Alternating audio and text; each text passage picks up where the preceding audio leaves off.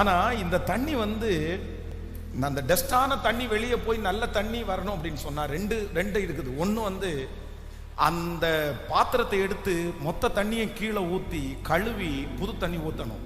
இது ஒரு ப்ராசஸ். இன்னொரு ப்ராசஸ் என்ன அப்படின்னு சொன்னா, அந்த தண்ணிக்குள்ளேயே நீங்க நல்ல தண்ணியை ஊத்த ஊத்த ஊத்த ஊத்த அதுவே என்ன ஆயிரும் அப்படின்னா அப்படியே கிளீன் ஆயிரும். நான் என்ன நம்புறேன் அப்படின்னா, நிறைவானது வரும்போது குறைவானது ஒளிந்து போகும். ஸோ அந்த பிரசன்னத்தை நீங்க உணராம, ஆண்டவருடைய தொடுதலை நீங்க உணராம, அந்த ஃபீல். அதான் நேற்றைய கூட ஆண்டவர் ரொம்ப அழகா பேசினாரு. 38 வருஷம் பிரச்சனை, 38 இயர்ஸ், 38 வருஷத்தினுடைய பிரச்சனை. 10 நிமிஷம் ஆண்டவர் அந்த மனுஷனோட 10 மினிட்ஸ் தான் செலவு பண்றாரு. ஒரு 10 நிமிஷம் கூட இருக்காது. 10 நிமிஷம் அந்த 38 வருஷம் வியாதியா இருந்த மனுஷனோட 10 நிமிஷம் ஆண்டவர் உறவாடுறாரு பாருங்க. அந்த 10 மினிட்ஸ், அந்த 10 நிமிஷம் 38 வருஷத்தினுடைய பிரச்சனைக்கு முடிவு உணர்ந்துச்சு. 38 இயர்ஸ்னுடைய முடிவு. அப்ப நான் என்ன சொல்றேன், வாலிப தம்பி தங்கச்சி பிரதர் சிஸ்டர், 10 மினிட்ஸ் ஆண்டவரோட நீங்க உறவாடுகிற 10 நிமிஷம் உங்க வாழ்க்கையை தலைகீழா புரட்டி போடும்.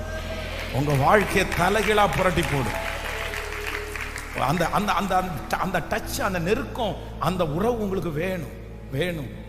அது நீங்க அவரோட உறவாடுறது அது இல்ல, அவர் உங்களோட உறவாடணும்.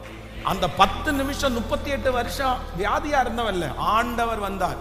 அதே போல சகையுடைய வீட்டுல வேதம் சொல்லுது, அந்த 10 நிமிஷம் தான், அந்த டைமிங்குள்ள அவனுடைய வாழ்க்கை, இந்த வீட்டிற்கு இன்றைக்கு ரட்சிப்பு வந்தது. நீங்க கத்தர இழுக்க அவருடைய பிரசன்னத்தை சொல்ல அவர் உங்களோட பேச ஆரம்பிப்பார்.